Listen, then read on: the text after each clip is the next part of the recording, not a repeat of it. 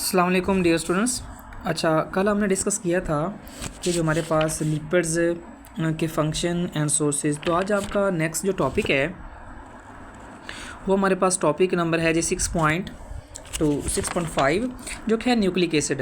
हमें पता है कि एक सेल होता है, सेल की बेसिकली ऊपर वाली वाल होती है जिसको सेल मेम्ब्रेन कहते हैं, सेंटर में न्यूक्लियस होता है और न्यूक्लियस के अंदर होता है न्यूक्लियर मटेरियल, और न्यूक्लियर मटेरियल होता है in the form of chromatin. और क्रोमेटिन जब कंडेंस होते हैं तो उस वक्त वो क्रोमोसोम की शक्ल इख्तियार करते हैं। और क्रोमोसोम की स्ट्रक्चर जस्ट लाइक मिसाल के तौर पर मैं डिस्कस करता हूँ कि ये हमारे पास एक सेल है और सेल के अंदर ये क्या है, न्यूक्लियस। और न्यूक्लियस के अंदर क्या होता है, दागनवा साख्तें होती हैं और जिसको क्रोमेटिन कहते हैं। और क्रोमेटिन बेसिकली जब कंडेंस होते हैं तो in the form of chromosome 8 की शक्ल में हमारे पास बनता है, दैट इज़ कॉल्ड क्रोमोसोम। और क्रोमोसोम की हम अगर बात डिस्कस करें तो इसके अंदर जो हमारे पास मटेरियल होता है in the form of double helix, that is called DNA, that is called DNA. तो डीएनए बेसिकली हमारे पास क्या है जी, न्यूक्लिक एसिड है, न्यूक्लिक एसिड। ठीक है, जो न्यूक्लिक एसिड की बात करते हैं जी, तो न्यूक्लिक एसिड की दो टाइप्स हैं। कितनी टाइप्स हैं? दो टाइप्स हैं न्यूक्लिक एसिड की। एक हमारे पास क्या है, डीएनए, दूसरा हमारे पास क्या है जी, आरएनए। तो रीडिंग करते हैं। फर्स्ट ऑफ ऑल, एक मिनट।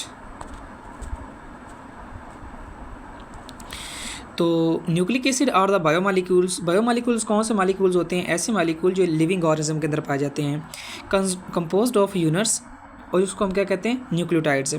और nucleotide made up of 3 components. वो कौन कौन से कंपोनेंट्स होते हैं? 3। वो हमारे पास एक तो होता है पेंटोज शुगर। पेंटोज शुगर क्या है? ऐसी राइबोज शुगर जिसके अंदर 5 कार्बन कंपाउंड्स, जिसमें 5 कार्बन एटम्स होते हैं। ठीक है, ये हमारे पास पेंटोज क्या है जी, शुगर। उसके बाद नाइट्रोजनस बेस है। नाइट्रोजनस बेस हमारे पास होती हैं 2 तरह की। एक हमारे पास प्यूरिन्स होती हैं, दूसरी होती है पैरिमिडीन्स। लेकिन अमूमन हमारे पास 4 तरह की, 5 तरह की नाइट्रोजनस बेसिस होती हैं। आरएनए के अंदर एक डिफरेंट होती है जो कि हम नेक्स्ट डिस्कस करेंगे। साइटोसिन है, गवानीन है, एडनिन है, थायामीन है, यूरासेल है। और जो तीसरे नंबर पे हमारे पास डीएनए के अंदर जो चीज़ मौजूद है न्यूक्लिक एसिड के अंदर, वो है फास्फेट ग्रुप। क्या चीज़ जी? Phosphate group. आपने चीज़ ये याद रखनी है जो कि राइबोज शुगर हमारे पास है। क्या है जी? Ribose sugar. राइबोज शुगर के कार्बन नंबर 1 के ऊपर जो बेस अटैच है, दैट्स कॉल्ड नाइट्रोजनस बेस। और कार्बन नंबर 5 के ऊपर जो अटैच है वो हमारे पास क्या है जी, फास्फेट ग्रुप। ठीक है, तो ये हमारे पास एक शॉर्ट क्वेश्चन अलहदा भी आता है कि draw the structural formula of the nucleotides. ये हमारे पास अलहदा से शॉर्ट क्वेश्चन एक्सरसाइज के अंदर तो नहीं है, शायद हो भी, लेकिन मैक्सिमम जो चीज़ शॉर्ट क्वेश्चन पूछ सकता है कि आप ड्रॉ स्ट्रक्चर करें न्यूक्लियोटाइड का, जिसमें हमारे पास 3 चीज़ें होंगी। कौन कौन सी चीज़ें होंगी? एक तो हमारे पास होगा फास्फेट ग्रुप जो कि कार्बन नंबर 5 के साथ अटैच है, बेस पे हमारे पास कार्बन नंबर 1 के साथ अटैच है। ठीक है, अब नेक्स्ट जो चीज़ हम डिस्कस करेंगे दैट इज़ कॉल्ड, उसको हम नाम देंगे जी, there are 2 types of nucleic acid. एक हमारे पास डीएनए, दूसरा हमारे पास क्या है जी, आरएनए। डीएनए बेसिकली हमारे पास होता है डबल स्टैंडर्ड और आरएनए क्या होता है, single standard. DNA stand for deoxy ribo nucleic acid. और इन दिस, अच्छा, डीऑक्सी को डीऑक्सी क्यों कहते हैं कि अगर आपको याद हो तो हमने बेसिकली यहाँ पे कार्बन नंबर 2 ना, कार्बन नंबर 2 के ऊपर OH ग्रुप अटैच था राइबोज शुगर के अंदर। तो इसके ऊपर जब हम यहाँ से ऑक्सीजन को क्या कर देंगे, रिमूव, तो रिमूव करने के बाद यहाँ से ऑक्सीजन क्या हो जाएगी, रिलीज़ हो जाएगी, ख़त्म हो जाएगी। तो इस जगह के ऊपर जब कार्बन यानी कि डीएनए के अंदर जो शुगर होती है वो होती है डीऑक्सी राइबोज, यानी कि वो राइबोज जिसके अंदर ऑक्सीजन कार्बन नंबर 2 के साथ अटैच नहीं होता। इसीलिए हम इसको क्या कहते हैं, ये है न्यूक्लिक एसिड तो है ही, राइबो न्यूक्लिक एसिड है ही, लेकिन इसके अंदर जो राइबोज शुगर है वो है डीऑक्सी राइबोज। ठीक है, इसलिए इसको क्या कहते हैं, DNA. Okay, in this nucleotide the presence of pentose sugar is deoxy ribose. ठीक है, और नाइट्रोजन बेस में भी एडनिन हो सकती है, थायामीन हो सकती है, साइटोसिन हो सकती है, या फिर गवानीन हो सकती है। ठीक है, ये जो स्ट्रक्चर है सबसे पहले ये किसने प्रेजेंट किया, 1953 के अंदर जेम वास्टन, British biologist, Francis Crick propose that double helix model of DNA. और ये डबल हेलिकल स्ट्रक्चर होता है। डबल हेलिकल स्ट्रक्चर कैसे होता है जी, I will explain it.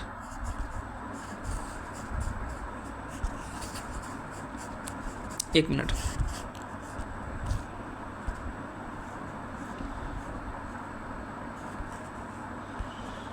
Okay जी, फॉर एग्जांपल ये देखें, फॉर एग्जांपल ये हमारे पास जस्ट लाइक स्ट्रक्चर ऐसे होता है और ये होता है हेलिक्स ई की फॉर्म में, जस्ट लाइक दैट। ठीक है। इस तरह से हमारे पास ये जो हमारे पास ये टोटल हमारे पास 1 स्टैंड है, ये दूसरा स्टैंड है। इस तरह से 2 स्टैंड मिलके हमारे पास क्या बन, जस्ट लाइक अ जिप। जब हमारे बैक जिप समझ लें आप, तो हमारे पास जस्ट लाइक ये जिप की तरह होता है, और जब ये इसकी अनवाइंडिंग होती है तो ये एक स्टैंड अलहदा हो जाता है और दूसरा स्टैंड अलहदा हो जाता है जब इसने अपने आप को रेप्लिकेट करना होता है। ओके जी। तो हमारे पास है डीएनए डबल हेलिक्स मॉलिक्यूल है और इसके 2 स्टैंड्स होते हैं और एक दूसरे के ऊपर कॉइल हुए होते हैं जस्ट लाइक स्प्रिंग।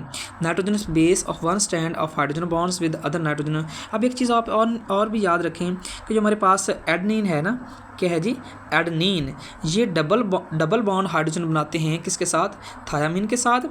और जो हमारे पास है गवानीन ऑलवेज ट्रिपल बॉन्ड बनाएगी हाइड्रोजन बॉन्ड्स किसके साथ, जो हमारे पास है जी वो साइटोसिन के साथ। साइटोसिन के साथ क्या होता है, ट्रिपल बॉन्ड्स गवानीन बनाती है। और जो हमारे पास एडेनिन और थायमिन के दरमियान जो सिंगल बॉन्ड होता है, ये जो स्ट्रक्चर है ना, ये वाला स्ट्रक्चर, ये हम बोर्ड के ऊपर प्रैक्टिस करेंगे, ठीक है। तो ये इन्फो बॉक्स के अंदर भी देख लें। तो सबसे पहले हमारे पास जो इन्फो बॉक्स के अंदर चीज़ है कि in 1962 James Watson and Francis Crick propose the DNA model, और उनको नोबेल प्राइज़ भी दिया गया 1962 के अंदर। फिर हमारे पास नेक्स्ट है जी the pairing of nitrogenous bases, वही कि एडेनिन हमेशा किसके साथ बनाती है, थायामीन के साथ पेयरिंग बनाती है, और गवानीन किसके साथ बनाती है, साइटोसिन के साथ बनाती है। There are 2 hydrogen bonds between the adenine and the thymine, और there are 3 hydrogen bonds in cytosine and guanine. तो डीएनए का फंक्शन की बात करें कि what is function of DNA. Basically जब भी हम डीएनए की बात करेंगे ना, डीएनए का क्या काम है, डीएनए से बनता है आरएनए, डीएनए से क्या बनता है जी, आरएनए, और आरएनए से बनता है प्रोटीन, आरएनए से क्या बनता है जी, प्रोटीन। इसको हम कहते हैं working of DNA.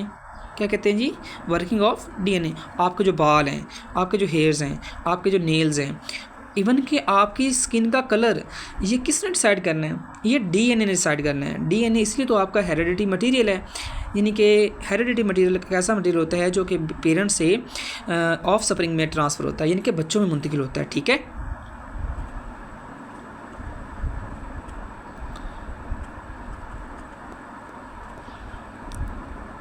Okay ji, start करते हैं कि DNA is heredity informations. This is the information in the form of sequence of nucleotides, और न्यूक्लियोटाइड्स हमारे पास डीएनए होता है। The sequence of determines the order of amino acids, यानी कि protein कैसे बनी है। प्रोटीन बेसिकली सिंथेसिस ऑफ क्या है, अच्छा अगर आपको याद हो तो राइबोसोम बेसिकली क्या बनाते हैं, proteins. The segment of DNA जो हमारे पास क्या होता है, उसको हम जीन कहते हैं। क्या कहते हैं जी, जीन। जिसने प्रोटीन बनानी है उसका नाम क्या है, जीन है। During the reproduction DNA is pass from one generation to another generations, और इसलिए कहते हैं कि डीएनए हमारे पास क्या है जी, एज ए हेरिडिटी मटेरियल। ये शॉर्ट क्वेश्चन अलग भी आ सकता है कि why DNA is heredity material, ठीक है। आज का ये टॉपिक हमने डिस्कस किया, आपने इसको लर्न करना है, याद करना है, इसमें कोई चीज़ कट नहीं है, बहुत इंपॉर्टेंट टॉपिक है बोर्ड के लिहाज से, ठीक है।